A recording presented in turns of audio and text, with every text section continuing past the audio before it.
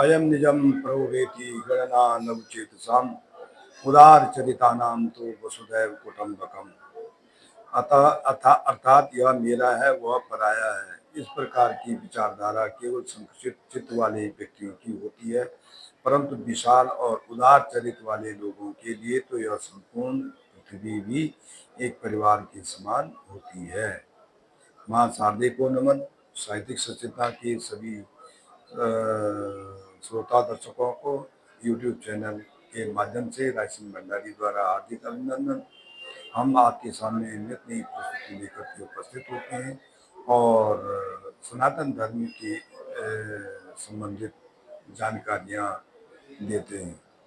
तो आज का विषय जो है सूक्ति का भाव प्रलंबन लेकर के हम उपस्थित हैं।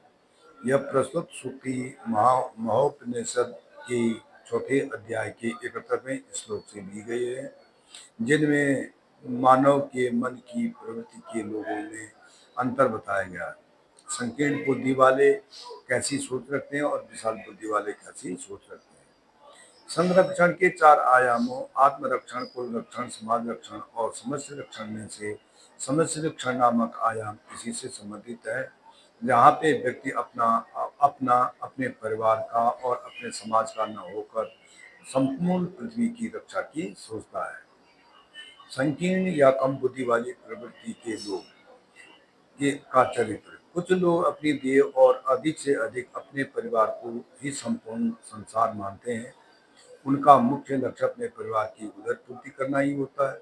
उन्हें समाज देश से कोई संबंध नहीं रहता है, इसलिए वे रोटी, रोज कपड़ा या खेत या अन्य जितनी भी भौतिक और अभौतिक वस्तुएं हैं उनको विभाजित करते रहते हैं। पारिवारिक स्तर पर इसके दुष्परिणाम। आज प्रत्येक घर में घरेलू हिंसा, हत्या, बहुओं पर अत्याचार, एक भाई का दूसरे भाई पर अधिकार छीनना, वृद्ध माता पिता की दुर्दशा, केवल अपना और पराया वाला ही मानसिक भेद है। इसमें हर व्यक्ति अपना अधिकार तो चाहता है लेकिन कर्तव्य नहीं निभाता है, जिसके कारण उसको एक स्वार्थवश इसमें हिंसा और मारपीट होती है। सामाजिक स्तर पर दुष्परिणाम। आज चारों ओर चोरों और डाकुओं का आतंक है।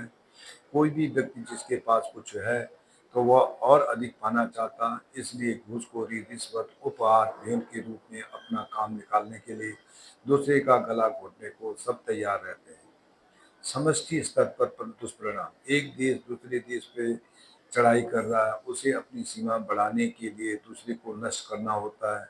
यह केवल अभी नहीं हो रहा, जब से मनुष्य का सृष्टि में अवतार और सभ्य हुआ है तभी से मनुष्य एक दूसरे से शत्रुता, एक परिवार की दूसरे परिवार से शत्रुता, एक समाज की दूसरे समाज से शत्रुता और एक देश की दूसरे देश से शत्रुता सामान्य बात है।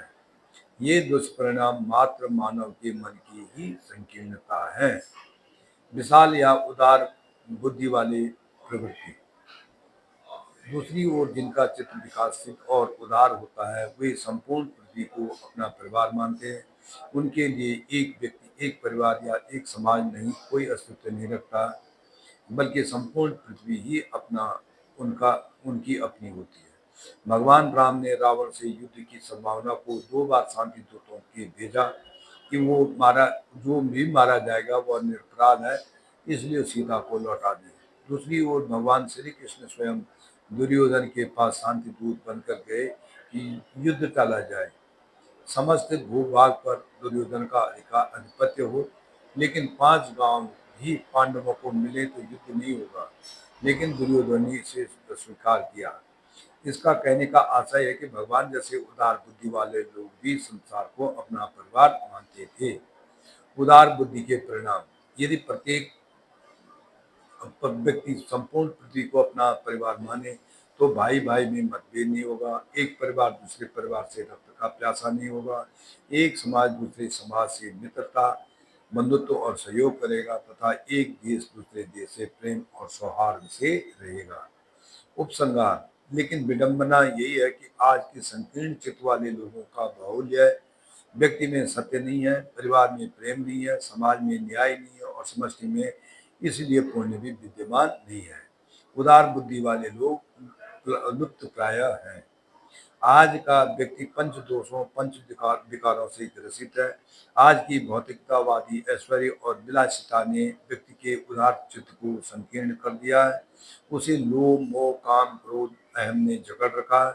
इसलिए ये दोष और विकार उसकी बुद्धि को विकसित करने नहीं देती हैं, जिससे वह संक्षिप्त वाला विचार बन जाता है। इसी महाकवि नीरज की यह कविता इसीलिए यह पंक्तियां इसलिए चरितार्थ होती हैं आज के उसमें संकीर्ण वाले विचारों पे कि चलेगा सदा नाश का खेल यूं ही भले ही दिवाली यहाँ रोज आए।